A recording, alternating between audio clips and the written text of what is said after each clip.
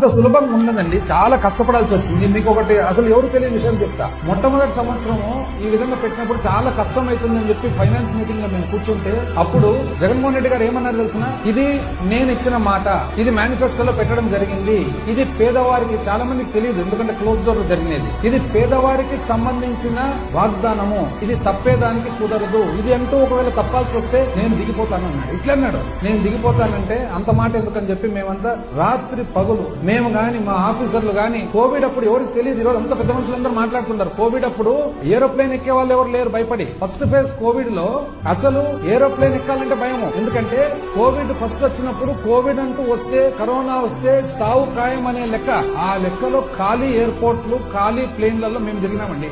ఒక్కసారి కాదు, నేను గాని మా ఆఫీసర్స్ గాని ఎన్నో సార్లు తిరిగినాం. ఆ విధంగా తిరిగి కేంద్రంతో రావాల్సినవి మంచి చెడ్డ, ఆ రోజు కేంద్రం కూడా ఎంతో సహకరించింది, ఏ మాటకు ఆ మాటకు చెప్పాలా, కేంద్రం కూడా సహకరించింది ఆ రోజు.